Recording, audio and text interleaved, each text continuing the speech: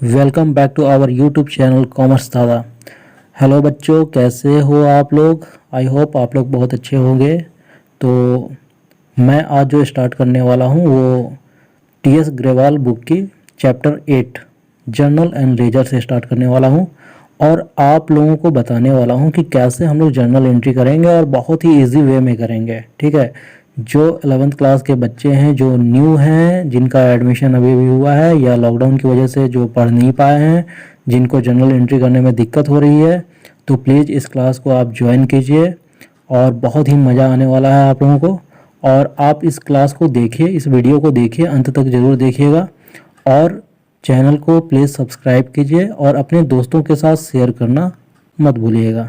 तो आज हम लोग स्टार्ट करने वाले हैं जर्नल एंट्री, और आज हम लोग जो जर्नल एंट्री देखने वाले हैं ये इसमें आपको मैं बताऊंगा कि जर्नल एंट्री हम लोग कैसे करेंगे। ठीक है, फर्स्ट नंबर पे जर्नल एंट्री हम लोग कैसे करेंगे। सेकंड नंबर पे नेचर ऑफ अकाउंट, यानी कि उस जर्नल एंट्री में जो नेचर ऑफ अकाउंट होगा उसका क्या नेचर ऑफ अकाउंट होगा, या वो एसेट होगा या लायबिलिटी होगा या कैपिटल होगा या एक्सपेंस होगा या रेवेन्यू होगा, ये हम लोग देखने वाले हैं। और तीसरे नंबर में हम लोग देखेंगे नेचर ऑफ चेंज, यानी कि वो इंक्रीज कर रहा है, डिक्रीज कर रहा है, क्रेडिट साइड जाएगा, डेबिट साइड जाएगा, तो ये हम लोग देखने वाले हैं। ठीक है, और लास्ट में हम लोग देखेंगे appropriate rule for recording the change for the following transactions.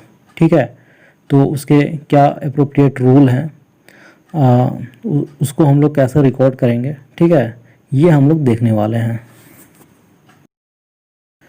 Transaction number 1 से हम लोग स्टार्ट करेंगे। तो देखिए, ट्रांजैक्शन नंबर 1 में दिया हुआ है कि Nitin invested ₹5 lakh cash in the business, यानी कि नितिन जो है न्यू बिजनेस स्टार्ट कर रहा है, नया नया बिजनेस वो स्टार्ट कर रहा है। ठीक है, तो बिजनेस स्टार्ट करने के लिए वो क्या कर रहा है, 5 लाख रुपया जो है उसमें इन्वेस्ट कर रहा है। ठीक है, यानी कि 5 लाख जो है वो कैश के रूप में ला रहा है। देखिए यहाँ पे आप देखिए, कैश तो आपको दिख रहा है, ठीक है, नकद 5 लाख रुपया वो ला के इन्वेस्ट कर दिया। और यहाँ पे नितिन इन्वेस्टेड दिख रहा है। ठीक है, नितिन इन्वेस्टेड कहने का मतलब नितिन क्या है कि बिजनेसमैन है। अब नितिन जो बिजनेसमैन है तो भाई वो क्या कर रहा है, कैश के रूप में कैपिटल ला रहा है। ठीक है, इसकी जर्नल एंट्री जो हम लोग करते हैं, cash debit to capital account करते हैं। और इसका भी एक लॉजिक है कि भाई कैश को हम डेबिट क्यों करते हैं और कैपिटल को क्रेडिट क्यों करते हैं। देखिए, कैश जो होता है, नेचर ऑफ अकाउंट वो क्या होता है, एसेट होता है। ठीक है, और आपको पता होगा, आप नियम पढ़े होंगे कि एसेट जब इंक्रीज करता है, ठीक है, तो हम लोग क्या करते हैं, डेबिट करते हैं, और एसेट डिक्रीज करता है तो उसको क्या करते हैं, क्रेडिट करते हैं। तो यहाँ पे क्या हो रहा है, कैश 5 लाख रुपया आ रहा है तो क्या हो रहा है, एसेट इंक्रीज कर रहा है। ठीक है, एसेट इंक्रीज करेगा तो भाई जाहिर सी बात है कि कैश आपका वो डेबिट होगा। तो डेबिट वाली मतलब एंट्री आपको समझ में आ गई कि डेबिट क्यों होगा। ठीक है, अब ये देखिए कैपिटल अकाउंट। तो कैपिटल अकाउंट जो होता है वो उसका नेचर क्या होता है, नेचर ऑफ अकाउंट कैपिटल ही होता है। ठीक है, हम लोग इसको बैलेंस शीट के लायबिलिटी साइड में लिखते हैं, लेकिन नेचर ऑफ अकाउंट इसका जो होता है वो कैपिटल होता है। तो कैपिटल के जो नियम होते हैं वो जस्ट अपोजिट होते हैं, यानी कि इनकी जो एंट्री होती है बिल्कुल लायबिलिटी जैसी होती है। यानी कि लायबिलिटी का जो नियम होता है वो एसेट से बिल्कुल ही अपोजिट होता है। ठीक है, यानी कि कैपिटल आपका इंक्रीज करेगा तो आप क्या करेंगे, क्रेडिट करेंगे। अगर कैपिटल डिक्रीज करेगा तो आप क्या करेंगे, डेबिट करेंगे। ठीक है, तो यहाँ पे यही हो रहा है। देखिए, कैश जो है वो ला रहा है और किसके रूप में ला रहा है, कैपिटल के रूप में ला रहा है। बस सिंपल है, इसका एंट्री वही करना है, cash account debit to capital account, और नरेशन आप लिख दीजिए being the amount invested in business. I hope आप लोगों को समझ में आ गया होगा। और अब हम लोग ट्रांजेक्शन नंबर 2 देखते हैं। तो देखिए, ट्रांजेक्शन नंबर 2 में दिया हुआ है purchased building for ₹2,50,000 in cash. तो देखिए क्या कर रहा है नितिन, पहले तो क्या किया कि बिजनेस स्टार्ट करने के लिए पैसा लाया, भाई 5 लाख रुपया वो ले आया। ठीक है, इन्वेस्ट कर दिया 5 लाख रुपया। उसके बाद वो क्या कर रहा है, उस पैसे से यानी कि उस में से 5 लाख रुपीज़ में से 2.5 लाख रुपया जो है वो निकाला, किसके लिए, बिल्डिंग परचेज़ करने के लिए। उसने बिल्डिंग परचेज़ किया। ठीक है, और किससे किया, कैश से ही कर रहा है। तो कैश से निकालेगा तो कैश से ही तो करेगा। तो 2,50,000 का उसने एक बिल्डिंग परचेज किया। तो इसमें देखिए कि क्वेश्चन में दिख रहा है कि बिल्डिंग परचेज कर रहा है और किससे कर रहा है, कैश से कर रहा है। तो कैश का आपको दिख रहा है कि कैश जो है वो रिड्यूस हो रहा है, यानी कि डिक्रीज कर रहा है कैश, ठीक है। और बिल्डिंग, बिल्डिंग जो होता है फिक्स्ड एसेट होता है और एसेट आपका क्या हो रहा है, इंक्रीज कर रहा है, ठीक है। तो इसकी जर्नल एंट्री आप क्या करेंगे, जब बिल्डिंग आपका एसेट है और वो इंक्रीज कर रहा है तो इसको हम लोग क्या करेंगे, डेबिट करेंगे, यानी कि बिल्डिंग अकाउंट को डेबिट करेंगे, ठीक है। और कैश डिक्रीज कर रहा है, कैश भी एसेट है आपका और कैश एसेट है, डिक्रीज कर रहा है, तो क्या करेंगे, इसको हम लोग क्रेडिट करेंगे। तो हम हमारी जर्नल एंट्री बन गई है building account debit to cash account, ठीक है। आप इसमें नरेशन लिखना चाहें तो लिख दें, being the building purchased for cash, ठीक है। अब हम लोग ट्रांजेक्शन नंबर 3 देखेंगे, purchased merchandise goods on account for ₹50,000, यानी कि व्यापार से रिलेटेड जो भी गुड्स ये परचेज करेंगे ये अब कैश में ना करके क्रेडिट में करेंगे, ठीक है। यहाँ पे आप लोग कंफ्यूज मत होना कि परचेज्ड अगर लिखा है तो डायरेक्ट आप ऐसा मत कर देना कि purchase account debit to cash account, ऐसे मत कर देना, ठीक है। यहाँ पे क्या लिख रहा है कि purchase merchandise goods on account for ₹50,000, ठीक है। ऑन अकाउंट जहाँ पे कह रहा है, कहने का मतलब ये मतलब कि लायबिलिटी है, ठीक है। हम क्रेडिट में परचेज कर रहे हैं। तो देखिए परचेज जो हो गया, परचेजेस अकाउंट जो हुआ वो उसका नेचर ऑफ अकाउंट क्या होगा, एक्सपेंस होगा, ठीक है। और एक्सपेंस जो होते हैं उसमें क्या होता है कि अगर ये इंक्रीज करता है तो इसको हम लोग क्या करते हैं, डेबिट करते हैं, अगर डिक्रीज करता है तो क्या करते हैं, क्रेडिट करते हैं, ठीक है।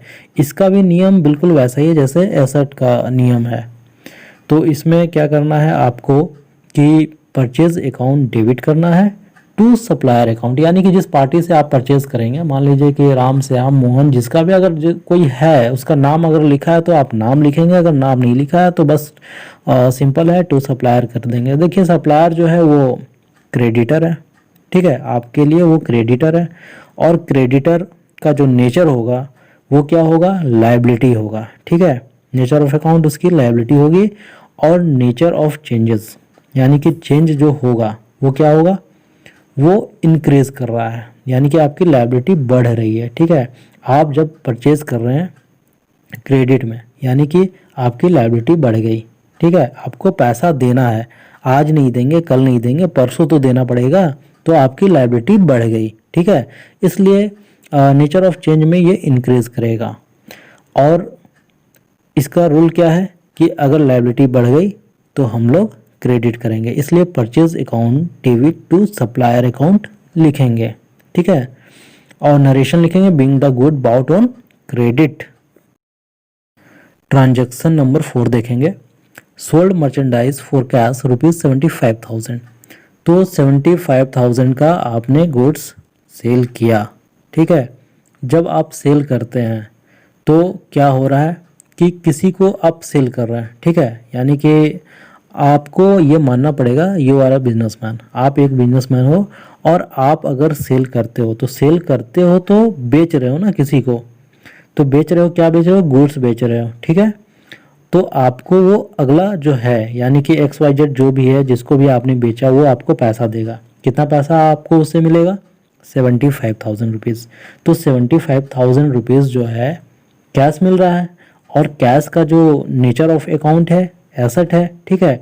और नेचर ऑफ चेंज क्या हो रहा है, एसेट इंक्रीज कर रहा है और इसके नियम क्या होते हैं, अगर इंक्रीज करता है तो हम लोग डेबिट करते हैं, ठीक है। तो आपको कैश अकाउंट डेबिट करना है। अब ये देखिए कैश अकाउंट आपने डेबिट कर दिया, ठीक है, आप सेल कर रहे हैं। देखिए यहाँ पे गुड्स कोई मतलब कि गुड्स का नाम नहीं लिखा रहता है, तो वहाँ पे हम लोग क्या करते हैं, सेल्स लिखते हैं जनरली, ठीक है। तो टू सेल्स लिखेंगे और सेल्स जो होता है नेचर ऑफ अकाउंट इसका क्या होता है, रेवेन्यू होता है, ठीक है। और रेवेन्यू जो होता है वो इसके जो नियम होते हैं वो क्या होते हैं, अगर इंक्रीज करता है, यानी कि सेल आप करते हैं, ठीक है, तो ये आपका रेवेन्यू इनकम होता है। देखिए सेल जो होता है वो नेचर ऑफ अकाउंट इसका होता है रेवेन्यू इनकम, ठीक है। आप सेल करते हैं तो आपको क्या होता है, पैसा आ रहा है, यानी कि कैश में अगर आप सेल कर रहे हैं तो पैसा आ रहा है। लेकिन इसका नेचर ऑफ अकाउंट जो है वो रेवेन्यू इनकम का होता है, ठीक है।